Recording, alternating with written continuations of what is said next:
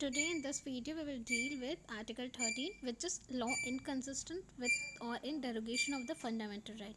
मतलब इसमें ये है कि राइट टू इक्वलिटी तो आर्टिकल 14 से लेके 18 तक है, तो ये है आर्टिकल 13। ये बेसिकली इसमें बहुत सारे डॉक्ट्रीन भी है, हम आगे चल के पढ़ेंगे doctrine, basic structure of doctrine, लेकिन और बहुत सारे अमेंडमेंट भी हुए हैं उस डॉक्ट्रीन में।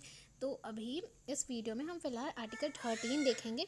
तो ये तो बेयर एक्ट की ये 4 क्लॉजेस, इसमें 4 क्लॉजेस है और जो 4th क्लॉजेस है वो ऐड हुआ है आर्टिकल 316 मतलब 24th अमेंडमेंट से। वो चलिए आगे हम बताते जाएंगे। तो बेसिकली आर्टिकल 13 क्लॉज 1 जो कि लिखा है all laws in force in the territory of India immediately before the commencement of the Constitution in so far as they are inconsistent with the provision of the part shall to the extent of such inconsistency shall be void। इसमें है article 13 clause 1 में mainly deal करता है pre constitutional law में, तो उसमें भी बहुत सारे केसेस हैं और वो आगे चल के आपको हर चीज़ बताया जाएंगे। और प्री कॉन्स्टिट्यूशनल लॉ में यही है, which law are not consistent with the fundamental right will become void. मतलब ये है कि फंडामेंटल राइट के साथ जो भी लॉ मैच नहीं करेंगे उन सबको वॉइड डिक्लेयर कर दिया जाएगा। और आर्टिकल 13 क्लॉज 2 बात करते हैं पोस्ट कॉन्स्टिट्यूशन लॉ की। तो वो क्या कहता है कि उसमें भी बहुत सारे केस है, जैसे कि एक केस है state of Gujarat versus Ambika mills. इसमें यही कहा गया था कि स्टेट प्रोहिबिट है ऐसा भी कोई भी लॉ बनाने के लिए जो कि फंडामेंटल राइट के अगेंस्ट है। मतलब कोई भी लॉ स्टेट नहीं बना सकता है, कोई भी स्टेट लॉ नहीं बना सकता जो कि फंडामेंटल राइट के अगेंस्ट है और वो सिटीजन पे अप्लाई नहीं होगा। तो और आर्टिकल 13 क्लॉज 3 4 सब हैं, तो आगे चल के सब पढ़ाया जाएगा। तो आई थिंक ये क्लियर होगा। तो आर्टिकल 13 क्लॉज 1 कहता है inconsistent existing law pre constitutional law. और आर्टिकल 13 क्लॉज 2 कहता है no law be made adverse effect, मतलब एडवर्स इफेक्ट पे कोई लॉ नहीं बनेगा। आर्टिकल 13 क्लॉज 2 कहता है जो कि पोस्ट कॉन्स्टिट्यूशनल लॉ से डील करता है। और आर्टिकल 13 क्लॉज 3 कहता है लॉ की मीनिंग क्या है और लॉ किसके लिए, लॉ इन फोर्स, मतलब बता रहे लॉ इन मीनिंग, लॉ की क्या है, लॉ के इंक्लूड, लॉ में क्या क्या इंक्लूड होता है और लॉ इन फोर्स की मीनिंग बताइए उन सब में कौन इंक्लूड होता है। तो आते हैं इंट्रोडक्टरी पार्ट पे।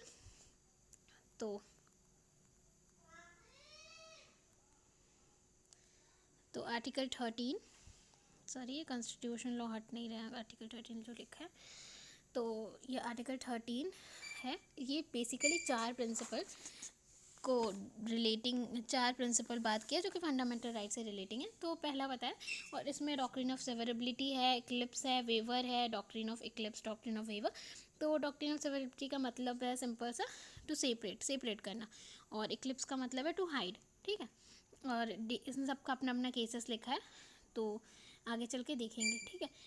मतलब सेवरेबिलिटी मतलब समझ रहे हो, सेपरेट मतलब क्या कि जो भी है उसको फ़िल्टर कर दिया जाए, जो भी लॉ है उसमें filter out all the law.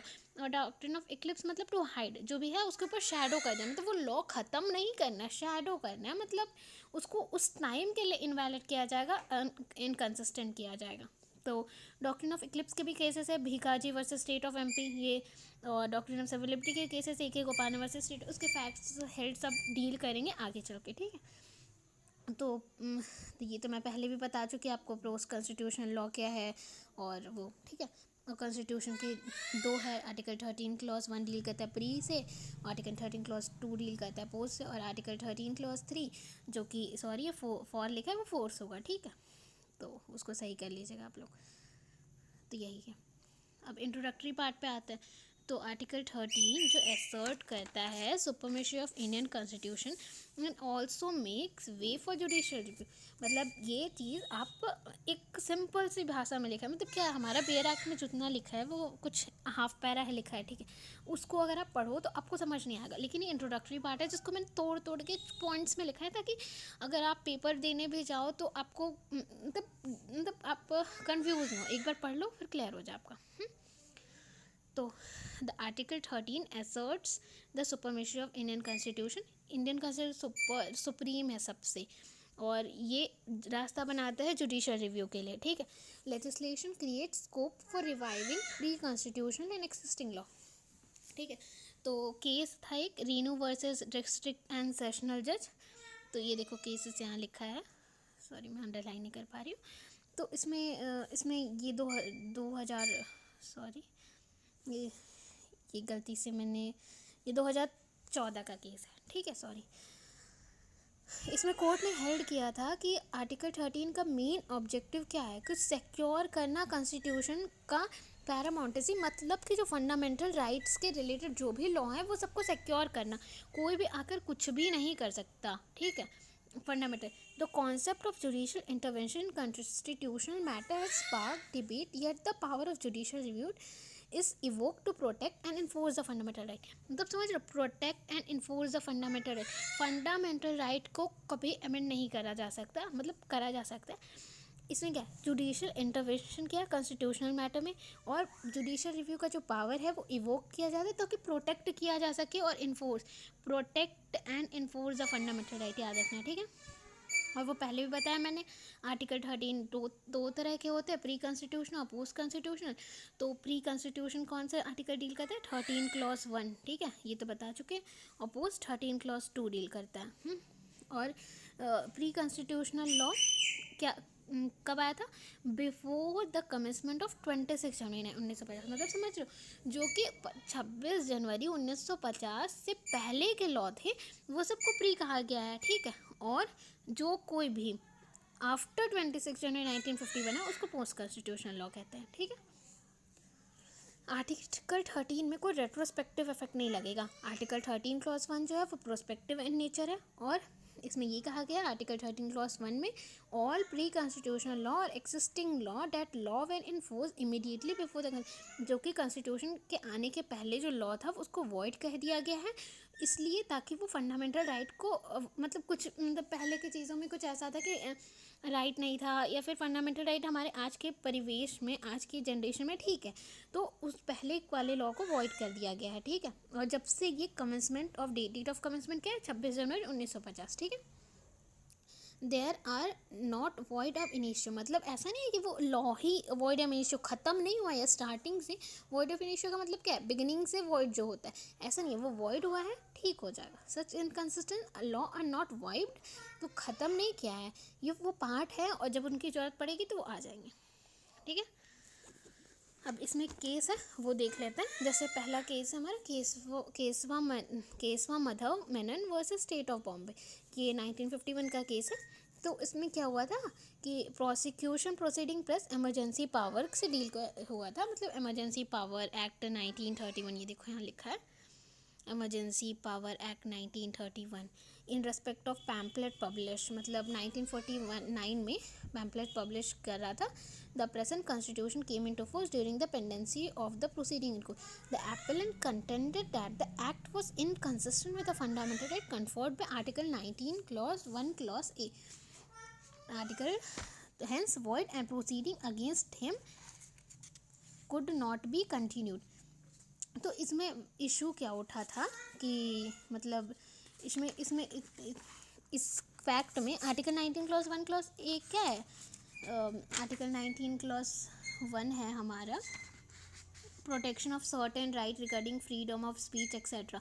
तो यही है freedom of speech and expression, हमारे पास फ्रीडम है कि हम बोल सकते हैं, एक्सप्रेस कर सकते हैं।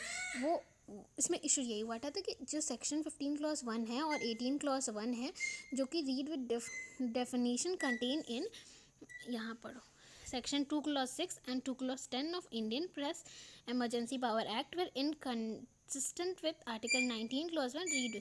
तो इसमें मतलब यही था कि जो सेक्शंस हमारे हैं राइट 19 आर्टिकल 19 के जो हैं 19 क्लॉज 1, तो उसमें क्या freedom of speech and expression, तो उसको कहा गया था वॉइड, ठीक है।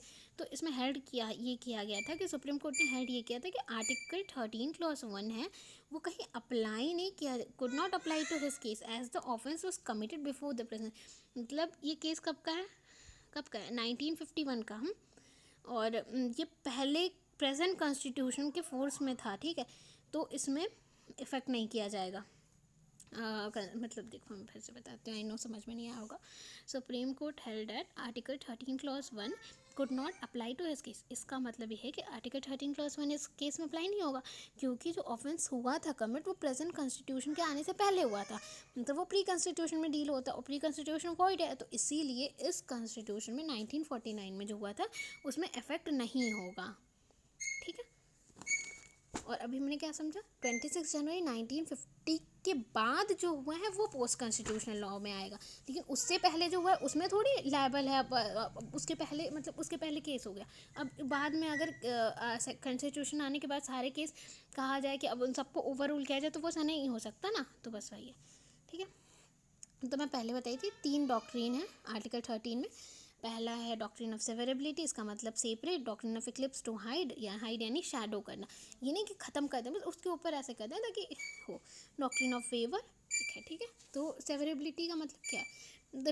This doctrine means if an inconsistent provision can be separated from that which are consistent, then only that part which are inconsistent to be declared as void and not the entire act। मतलब कि जो भी part, मतलब ये होता है ना कि हर मतलब कुछ भी आप बना रहे हो तो उसमें सब कुछ गलत नहीं होता, कुछ गलत होता है। तो जो चीज़ें कुछ में गलत है वो वॉइड की जाएगी, पूरा एक्ट यहाँ नहीं कर दिया जाएगा वॉइड। मतलब जो जो गलत है उसमें मतलब सेपरेट कर देना, समझ रहे हो? जैसे कि आप वो देखे होगे चलनी, हिंदी में बताती हूँ, उसमें क्या होता है, जो गंदी चीज़ें होती है वो नीचे, सॉरी गंदी चीज़ें चलनी में रह जाती है और जो अच्छी चीज़ें होती है वो ऊपर, मतलब फ़िल्टर आउट करना।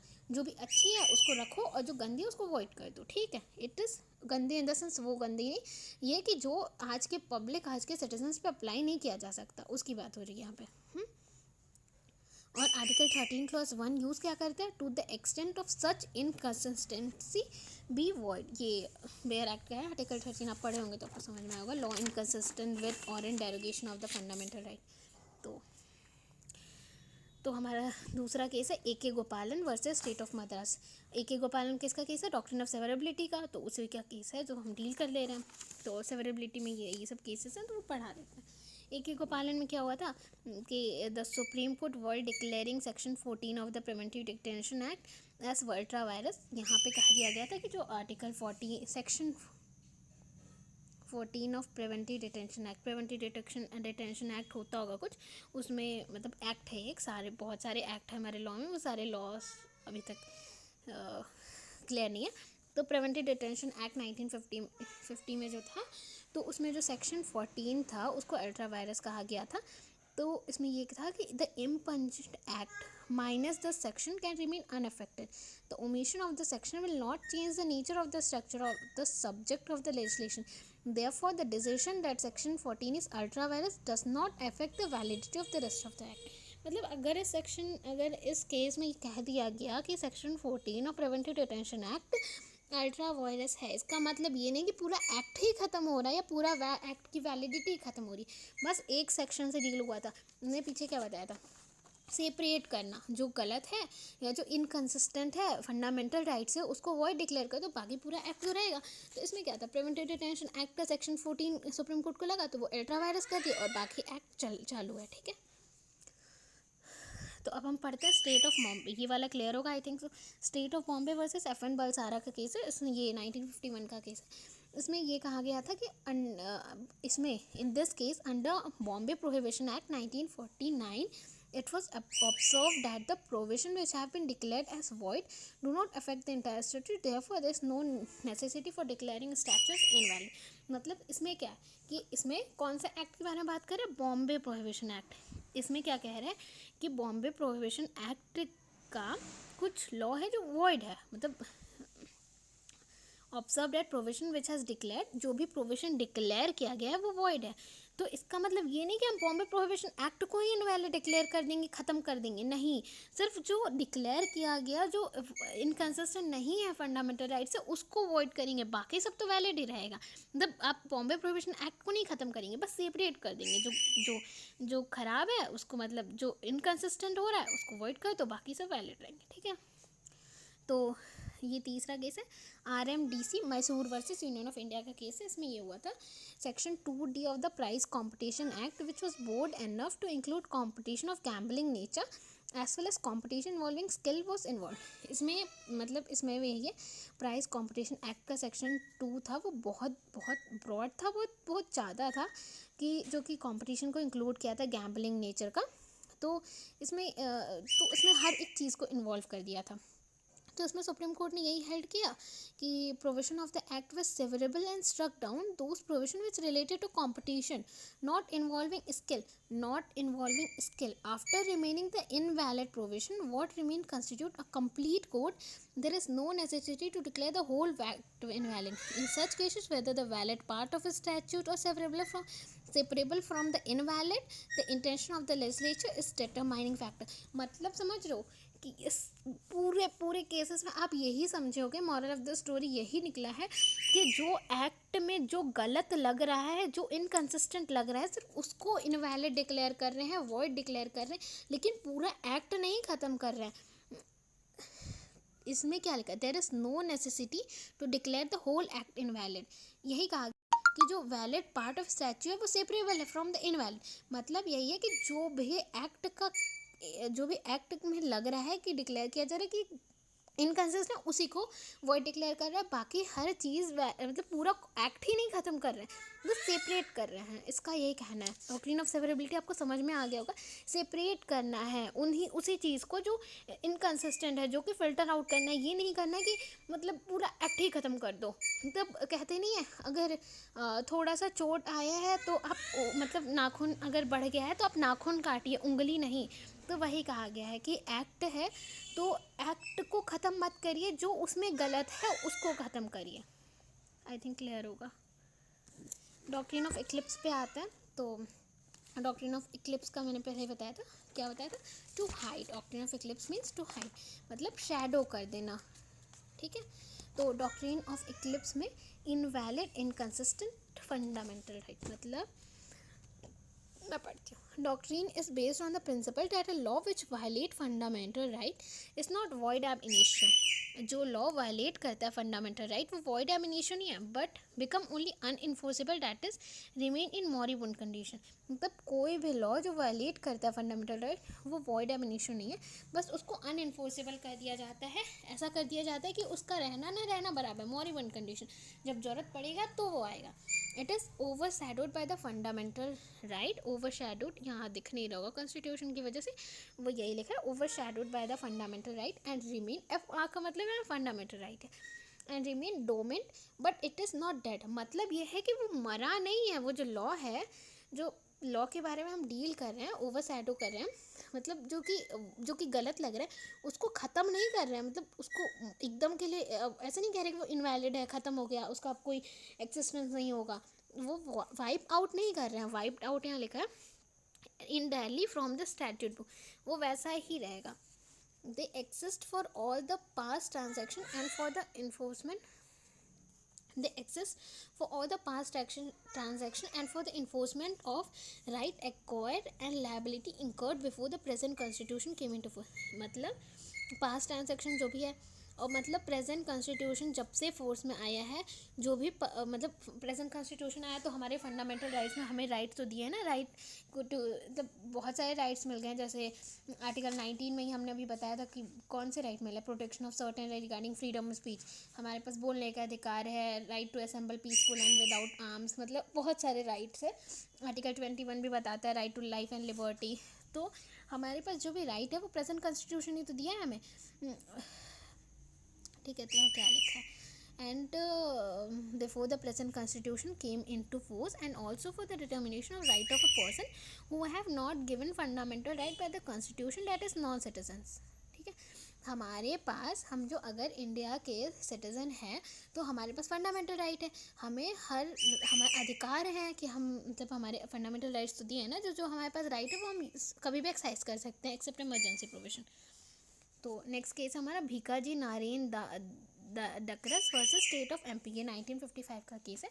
इसमें प्रॉब्लम सॉल्व किया गया था. केस में प्रॉब्लम ये था कि can such a law which become unenforceable, यहाँ लिखा है can such a law which become unenforceable after the constitution came into force be again revived and made effectively by an amendment in the constitution. क्या जो law है वो अनइन्फोर्सेबल होगा? जब constitution आ गया तो उसके बाद जो भी लॉ हुआ है, जो भी लॉ पहले भी तो था, मतलब कॉन्स्टिट्यूशन आने से पहले भी तो बहुत सारी चीज़ें थी, क्या revive and made effective by an amendment in the constitution. जो पहले के लॉ थे क्या उसको अमेंडमेंट करके उसको वापस से ला सकते हैं? तो इस केस में वही इसी क्वेश्चन को किया गया था हेल्ड। तो डॉक्ट्रिन ऑफ इक्लिप्स लगाया गया था इसमें। क्या मतलब? डॉक्ट्रिन ऑफ इक्लिप्स का मतलब ही यही है कि जो भी लॉ है, मतलब अगर पहले का लॉ है तो उसको ख़त्म नहीं किया था, ओवर शैडो कर दिया, जब ज़रूरत पड़ेगा तब आएगा। तो इस केस में क्या हुआ था? Provision of CP and Berar motor vehicle amendment act 1947 authorise the state government to make up the entire motor transport business in the province to the exclusion of motor transport operation. ठीक है।